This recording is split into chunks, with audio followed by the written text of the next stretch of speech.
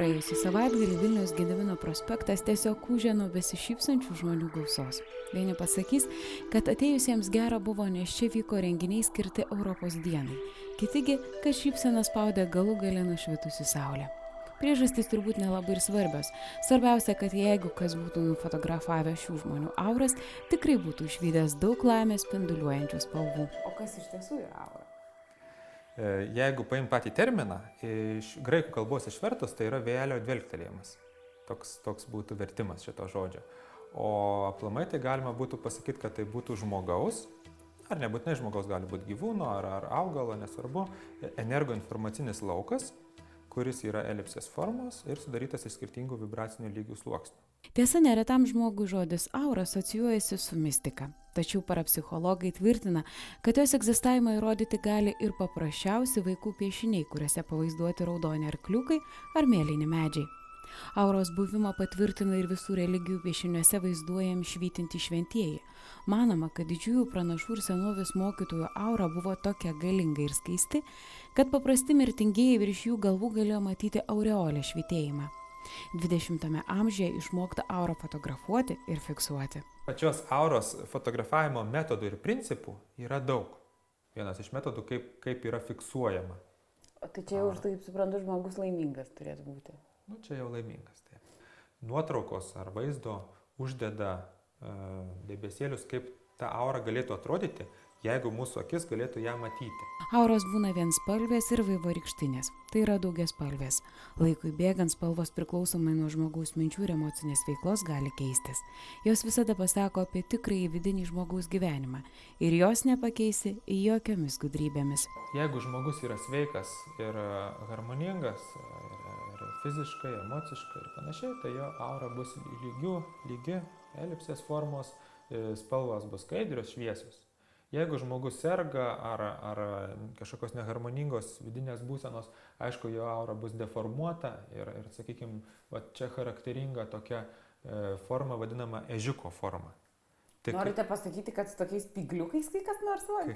Kai kas vaikšto, jo. Tai kaip jūs ir minėjote, kartais būna su žmogum susitinki, ar ne? Situacija, sėdi žmonės kambaryje, ir įeina žmogus, arba troleibus, ar nesakykime, įeina kažkoks žmogus ir iš karto jau jaučiasi, ar ne, kad žmogus ieško konflikto. Spalvos vėlgi turi savo informaciją. Jeigu yra, sakykime, tokios rudos spalvos, raudonos, daugiau žmogus materialistas, sakykime, prie tokių žemiškų dalykų. Žalios spalvos, reiškia oranžinės, daugiau rodo, kad jisai yra emocionalus.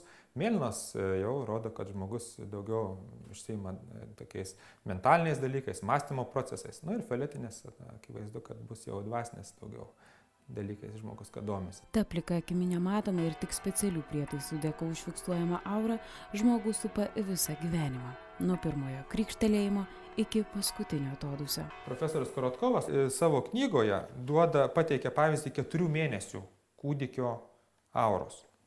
Taip atrodo auros forma, reiškia kūdikio motinos ir taip atrodo kūdikio. Jeigu tai būtų suaugusio žmogaus, tai sakytume, kad jisai yra silpnas, labai sergantis ir panašiai.